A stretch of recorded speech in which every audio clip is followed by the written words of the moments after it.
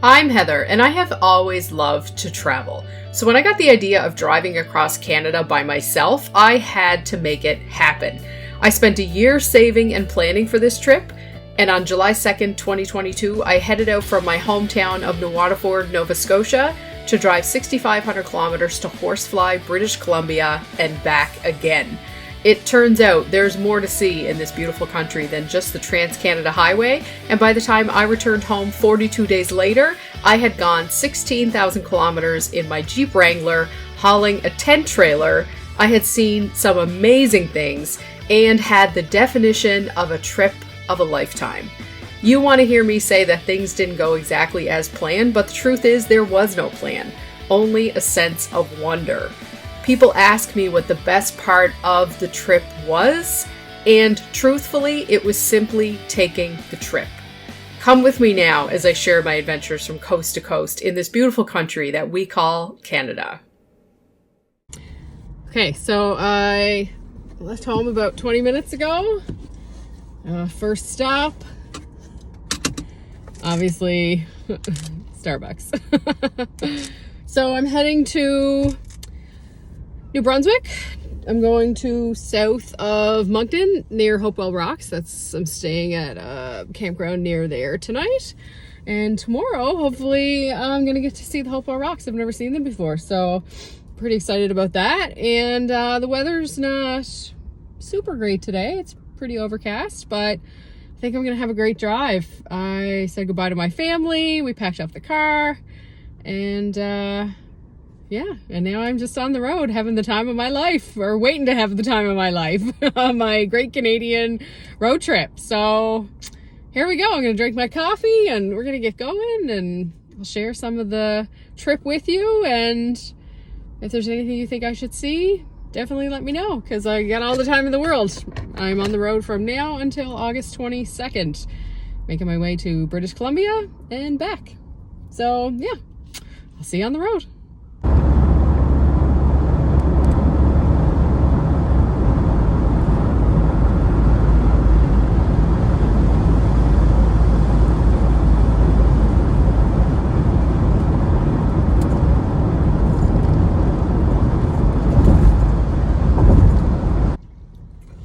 So I'm just stopped somewhere between New Glasgow and Truro, I think. Exit 21 in Nova Scotia on the Trans-Canada. I forget what this little place is called.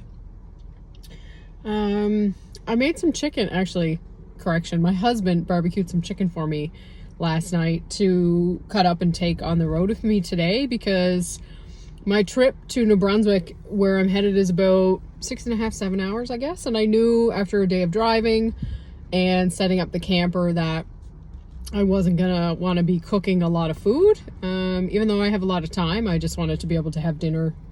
And so, a little pre-planning. And so the chicken is great. We got some wraps and some cheese and some squeezable mayonnaise, which sounds gross, but it's super convenient in the car. And now it's raining, so I was gonna go find a picnic park to have lunch, and gas station parking lot it is.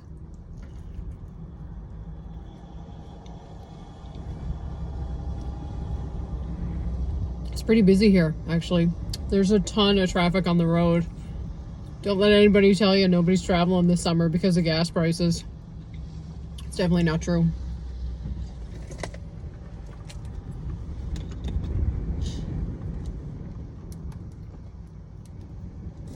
I realized when I was coming out, getting here this morning, I was in no rush. It's very interesting. I realized when I was driving here that my time was my own, and that I didn't have that sense of like, oh, I'm making good time. I mean, I made good time, but I was just driving the speed limit because I got the trailer, and it's windy and not nice out, so I'm just taking my time. But it was interesting because I realized that when I am driving, I'm like always just trying to get somewhere. And today I'm like, if I get there, I get there. Really interesting. I'm quite sure I'll have many more realizations like that as I make my way across Canada.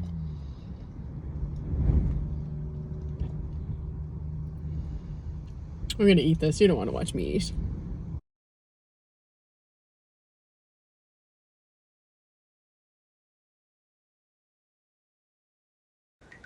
So I'm just getting settled here for the evening. I'm in New Brunswick, Ponderosa Pines, making some coffee. It's actually my husband's coffee maker, but it belongs in the camper, and so it's mine all summer. I had some nachos for dinner, and I think I'm going to read for a bit. It's actually pretty cold and windy, so I don't have the awning out, and I put all my outdoor stuff away for the evening. It's going to rain any second, I think, but that's fine. I'm pretty tired, so I'm going to just hang out inside. And then tomorrow I'm going to the Hopewell Rocks.